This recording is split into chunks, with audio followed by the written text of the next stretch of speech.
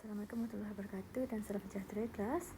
Okay, so hari ini saya akan terangkan satu topik yang ke-6 iaitu resistance in series and parallel. So you have to derive and determine the effective resistance in series and parallel. Okay, so kena tahu macam mana nak derive. Okay, so kita lihat satu-satu resistance in series.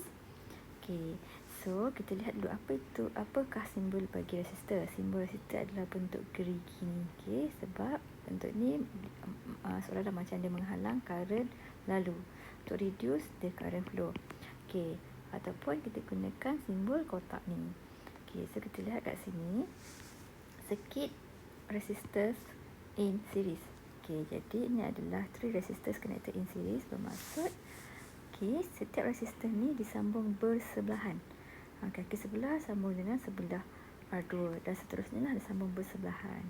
Okay, so sebelah ujung R3 sambung dengan voltage ataupun bateri dan seterusnya ujung R1 sambung dengan sebelah kiri voltage. Okay, apa yang berlaku? Okay, current flow through all the resistors ni sama sebab laluan current ni adalah satu path sahaja. Satu laluan saja. Okey, sama macam kapasitor itu kan, charge across each kapasitor sama. Sama juga dengan current. Current adalah daripada formula dq over dt. Dia ada charge yang mengalir. Jadi bila charge sama, so current yang mengalir pun sama across R1, R2 dan R3.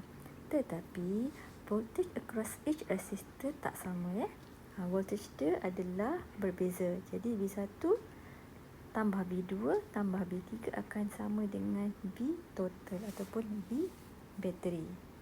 Okay, kita lihat characteristic of resistor in series. Okay, current flow through each resistor adalah sama.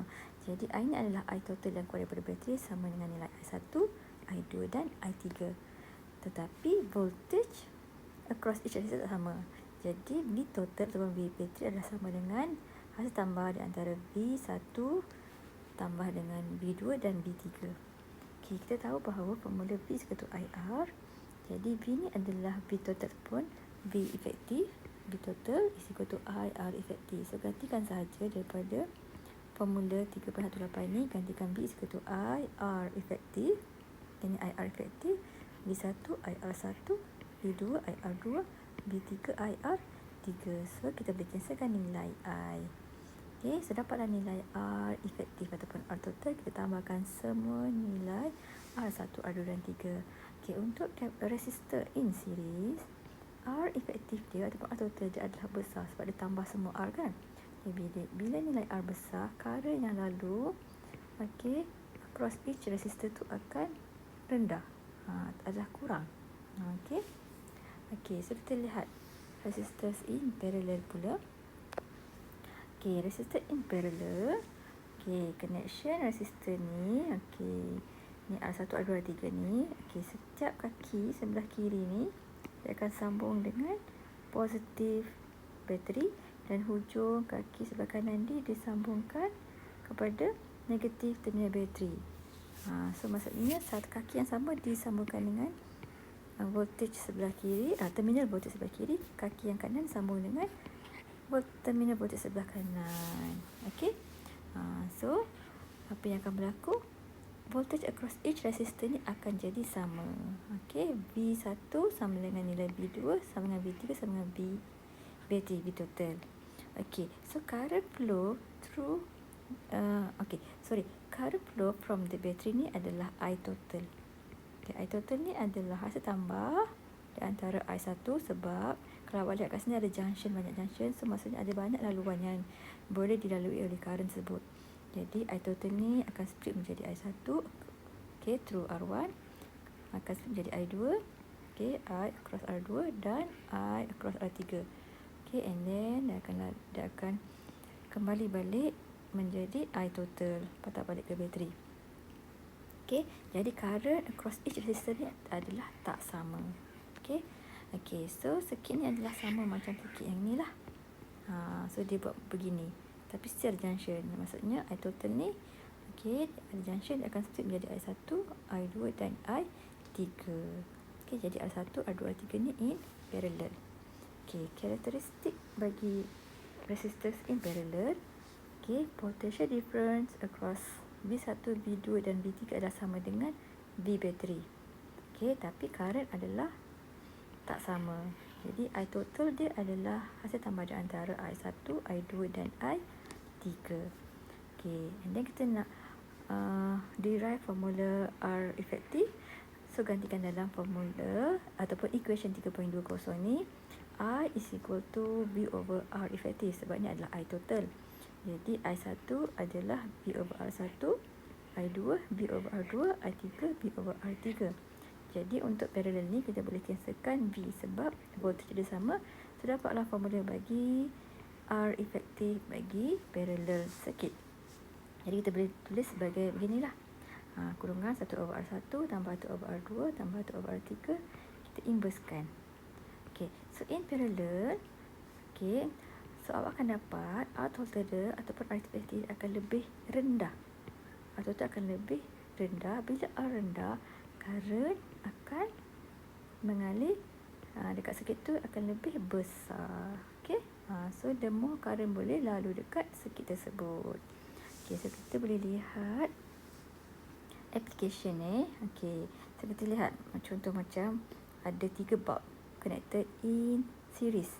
Okay, bila connected in series, current yang mengalir akan kurang. Sebab R, okay, R effective R total dia adalah besar. Dia lebih malap berbanding dengan bulb yang disambung secara parallel sebab dia mempunyai I yang berbeza-beza. Okay, okay, so apa yang akan berlaku kalau salah satu bulb ni rosak? So bila rosak, okay, tak menyala, so seolah macam dah putus dah dekat sini, ada gap kat sini. Jadi bila satu gap kat sini, dah ada gap kat sini, so current dah tak boleh nak lalu dah. So maksudnya kesemuanya akan jadi semuanya akan tidak menyala lah. Okay, so inilah keburukan bagi device yang ataupun lampu yang kita connect secara series. Okay, so maksudnya kalau satu rosak, kesemuanya akan rosak. Kalau yang circuit ni, kita lihat kat circuit ni, okay, bila connect in series semua akan menyala tapi malap lah. Okay, kalau kita buka switch, okay, ni ada switch kan, ni switch, kita buka switch, so semua tidak akan menyala. Okay, tetapi kalau in parallel, connected in parallel, nampak tak kat sini, current boleh lalu dekat satu bulb ni, bulb yang bawah, ni bulb yang tengah patah balik, dan bulb yang ke atas kali ni. So maksudnya dia boleh current dia berbeza-beza. Okay, bila current berbeza-beza, okay, so kita akan dapat sebenarnya nilai current yang besar. Kalau kita boleh lihat kat sini, okay, in parallel R effective dia adalah rendah. So current yang terhasil adalah tinggi. Okay, still walaupun dipecah kat jadi 3 ni bahagian, still current yang across each resistor ni akan lebih besar berbanding dengan in series. Okay, so bila dia punya current yang berbeza-beza, maksudnya current dia tinggi, so dia akan dapat more power lah. So dia akan menyala lebih terang. Okay, so apa akan berlaku bila satu bulb ni, okay, tak menyala? So dia tidak akan efek kepada bulb yang bawah dan atas ni. Sebab current ni boleh lalu, still boleh lalu dekat bulb yang di bawah ni, okay, and then dia boleh lalu dekat bulb yang ke atas. So tak efek pun kalau satu tak menyala. So parallel circuit ni biasanya digunakan dalam household, dalam litar dekat dalam rumah, dekat asrama, dekat bangunan pejabat, supaya kalau satu tak function, okay, still boleh lagi, maksudnya lampu yang lain still boleh menyala. Okay, ni adalah kebaikan dan keburukan bagi parallel adalah kebaikan ni lah. So okay, kebaikan bagi parallel dan keburukan bagi series circuit. Okay, so lihat example. Okay, example yang pertama ni.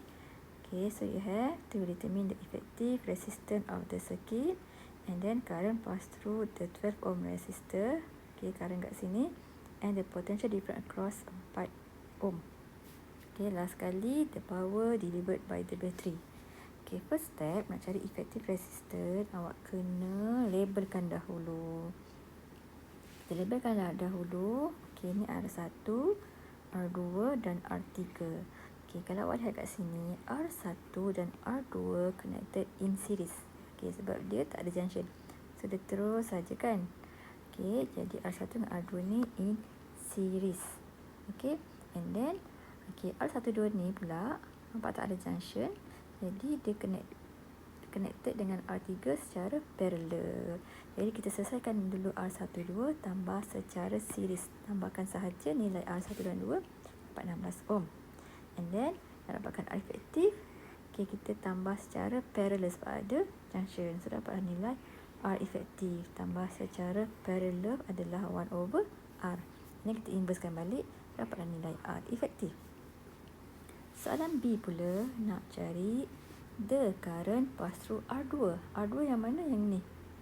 Okey, jadi nak cari R2 ataupun okey, nak cari nilai I2 sebenarnya.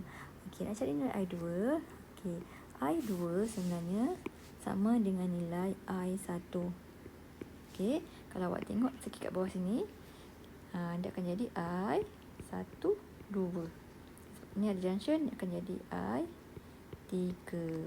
Jadi I1 sama dengan nilai I2 sama dengan nilai I12. Okey, so nak cari nilai I2 ni, okey, kita tak tahu nilai V2, tak tahu sebab V dia tak sama. V2 dengan V1 tak sama. Jadi kita combinekan dia jadi R12, so kita boleh kira nilai V12. Okey, so V12, okey, V12 ni, V12 atas ni sama dengan V3 sebab dia parallel. So dia sama dengan nilai V bateri. So V12 sama dengan V3 sama dengan V bateri. So daripada sini kita akan dapat nilai I2. Ataupun kita tulis I12 sama dengan V12 over R12.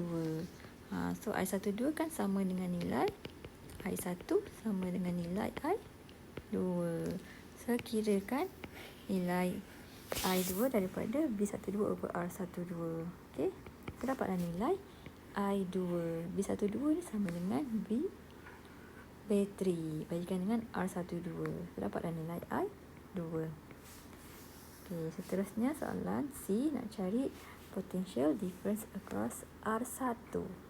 Okey, tadi kita dah dapat nilai I1 ataupun I2 sama kan? I12. So nilai dia sama, dah kira tadi 0.5. So nak cari V1 dah sedarabkan saja dengan menggunakan formula I1 R1. So darabkan sahaja I1 dan R1. Okay, last sekali nak cari power delivered by the battery. Power delivered by the battery, formula dia adalah V² over R. Okay, kalau bateri, V ni mesti V bateri. V bateri adalah V total. So R dia mesti R total. Jadi V total square over R total. So dapatlah nilai power delivered by the battery. Kita lihat example yang terakhir. Nak cari ataupun nak kira calculate the effective resistance between point A dan B. Okay, so nampak tak sikit ni? Okay, cukup complicated kan?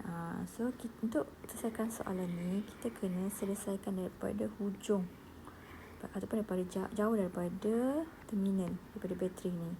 Okay, kita start daripada hujung. Okay, jadi kita tak boleh terus nampak macam parallel kan? So tak boleh. Tak boleh terus tambahkan secara parallel 4 ni. Jadi kita kena buat satu-satu. Okay, kita buat satu-satu. Kita lihat 5 dengan 5 ni adalah series. Kemudian jumpa junction parallel dengan 10 and then tak ada junction, dia jumpa dengan 20 ohm series and then jumpa junction parallel dengan 10 ohm yang terakhir ni. So pertama sekali kita kena labelkan dulu. Kita nak selesaikan daripada hujung, kita labelkan daripada hujung sini R1 dan R2. Okay, dapat yang ni. Jadi R1 dengan R2 series tambah secara series dapat 10 ohm. Okay, kemudian R12 ni pula, okay, nampak tak ada junction ni, dia jumpa dengan R3. So dia parallel dengan R3.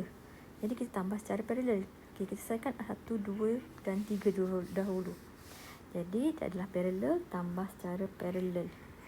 R1, 2, 3 adalah R1, 2 tambah R1 over R1, 2 tambah 1 over R3. So, dapatlah nilai R1, 2, 3. R1, 2, 3 ni pula, kalau awak lihat, dia terus jumpa dengan R4. So, maksudnya tak ada junction dah. Okey, R4 dengan R1, 2, 3 ni adalah series. Jadi, tambah secara series. Okey, R1, 2, 3, 4. So, dapatlah bahagian sini pula. And then last kali, R1, 2, 3, 4 adalah parallel. Sebab apa kita jumpa junction balik? Last kali jumpa junction, dia parallel dengan R5. So, tambah secara parallel, last kali dapatlah nilai R efektif. Tambah secara parallel 1 over R efektif, 1 over 1, 2, 3, 4, 1 over R5. So, dapatlah nilai R efektif. Okay, kelas? Okay.